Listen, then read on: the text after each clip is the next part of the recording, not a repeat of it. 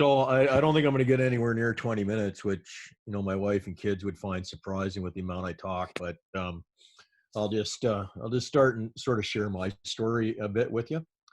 I've got no professional mental health training. I'm not a psychiatrist or a doctor. I'm just a husband and a father and a coach. And much like it seems everybody these days, mental health entered our family what seems like forever ago. I have two daughters.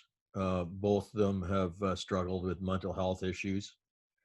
Jamie, our youngest, it actually started in elementary school, and we really had no idea what was going on. And it wasn't until she got into high school and it manifested itself through self harm and prescription drug abuse and sneaking into the medicine cabinet and finding whatever she could to make the pain sort of get dulled a bit. Maddie, our eldest, uh, uh, it came much later in life. She was off at university. She was there playing soccer, got injured, wasn't able to play anymore. Depression, anxiety slipped into her world, and then we ended up we ended up bringing her home, uh, to start the healing process. And I got to tell you, it was a terrifying time. As a parent, I guess I don't know. We talked, and I think Dr. Wayne talked about us projecting on our kids, and that was sort of had what happened to us. Um, we were seeing them what we wanted to see, whether rather than what was really there. And we used to say, Maddie was she's a sensitive one, and we'd say, we always have to protect Maddie from the world, but with Jamie, we have to protect the world from Jamie. And it was this facade that sort of had built up around it, and um, we never really appreciated what was going on behind the scenes there. So, both my daughters are exceptional athletes. They did really well. Like so many, they were the good-looking, popular, friendly, outgoing from the outside in. Everybody, you know, wanted to be them because they had this perfect life. But as we realize in reality, what's going on behind that curtain is so much different. And when we as parents had to pull that back, when we had to deal with Jamie and her self harm, and we had to deal with Maddie, who we thought had the world by the tail, and we saw this world collapse. Um, we were at a loss. They came home, and we were walking on eggshells, and we didn't know what to do. We this had never entered our world. We weren't prepared for this. Um, you look back and reflect on how we grew up, and what our parents had shown us. The only problem is the world that our parents prepared us for, that doesn't exist anymore. That's not the world that we have, that our children are going through. So it was an absolutely a terrifying position to be in. And we talked about it. I think Dr. Wayne and Corey both said, um, we're there to protect our kids.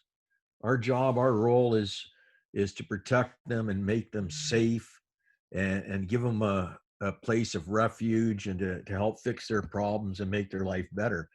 And when you can't do that, when you don't have those tools or that experience, it's terrifying. We as fathers are expected to hold it all together. We're expected to have the answers. We're expected to give them guidance and make everything okay.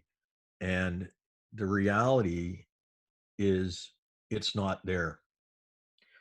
And I'm probably like a lot of dads. I give a lot of advice that I don't follow. Um, and I think with us, when we started dealing with the issues with Jamie and Madison and Angie and I finally got into getting some help and reaching out and and accepting that, like Corey said, uh, being able to reach out and sort of free yourself of trying to hide behind that was a massive step forward for us as parents, as me as a father, and for our kids' relationship.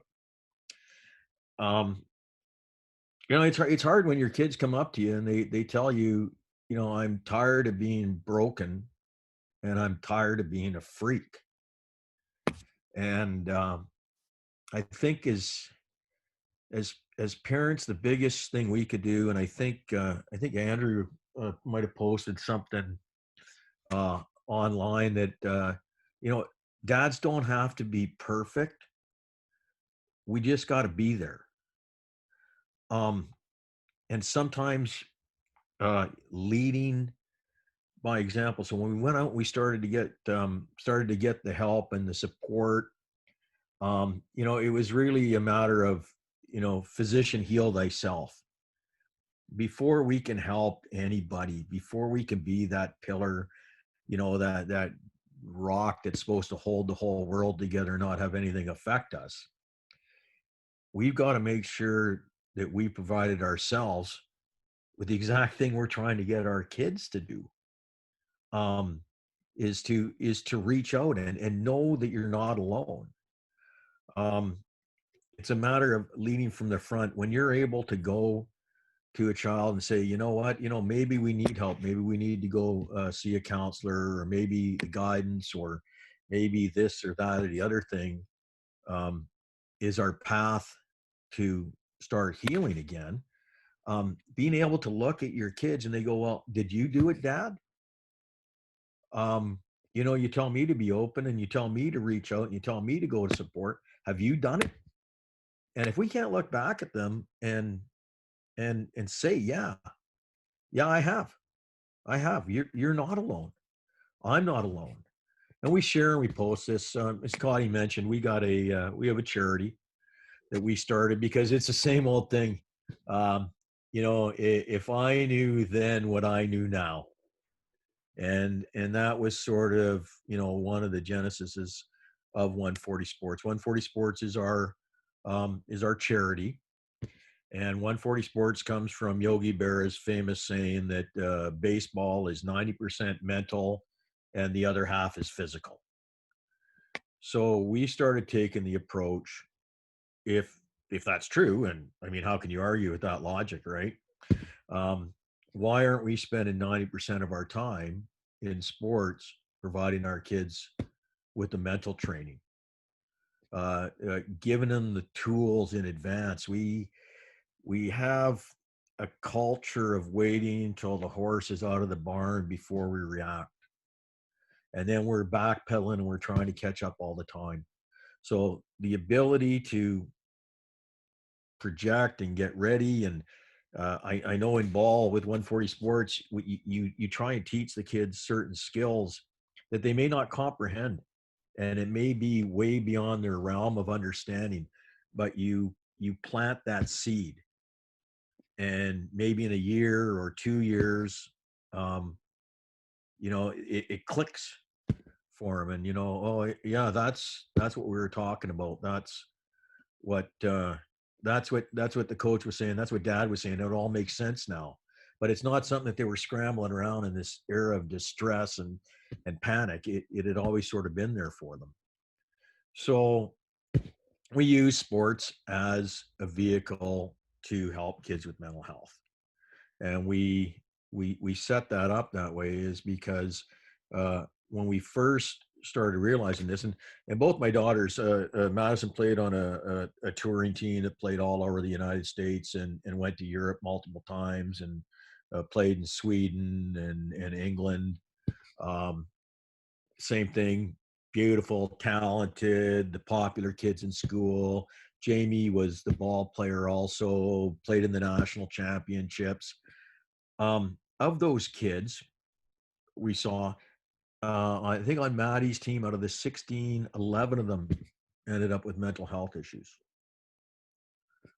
eating disorders, drug, uh, anxiety, depression. Jamie, out of the 13, there was about 9 or 10 of them that had suffered through.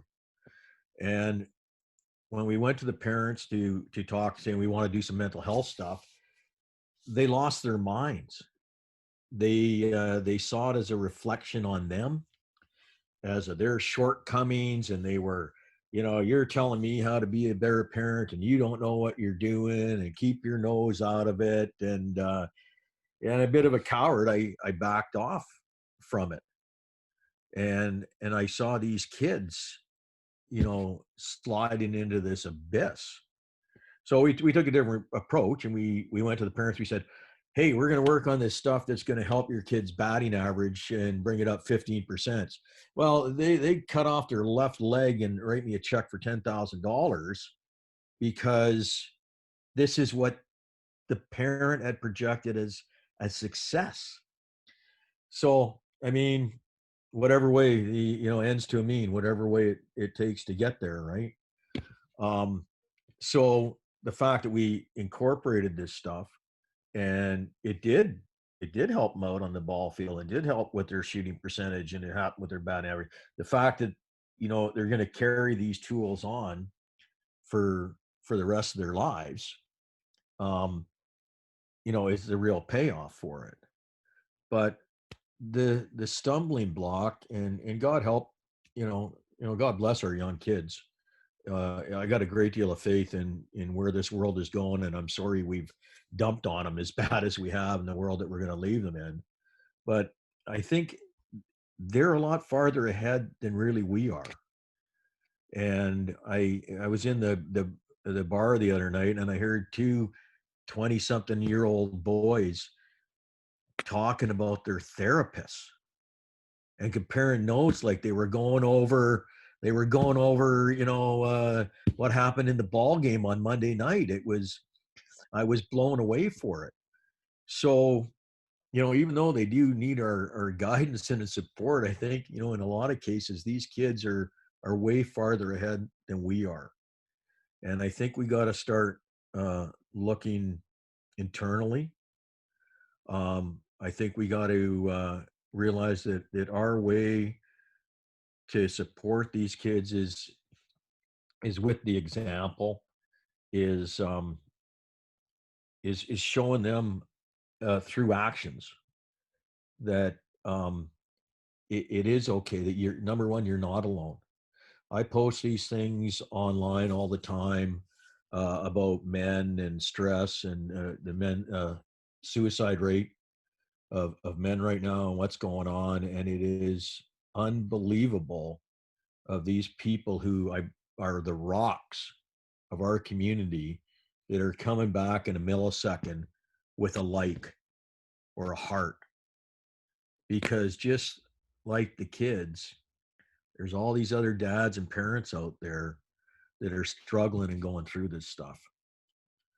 And the best thing I think that we can do for them is sort of to get ahead on it, is to show them, and we have to understand ourselves as dads, we don't have it all together. It's okay. It's okay. And by doing that, and being around and present for them, I think it's a step forward. So, you know,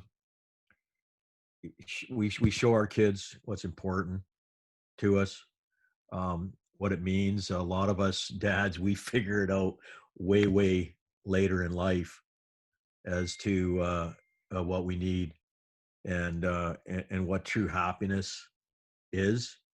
And I think once we can share that with the kids, and like Dr. Wayne said, not tell them, but ask and share that side of it, um, it'll be a big healing process for all of us. So all you dads and moms and parents that have signed up with this, I can't thank you enough for your courage, for taking that first step.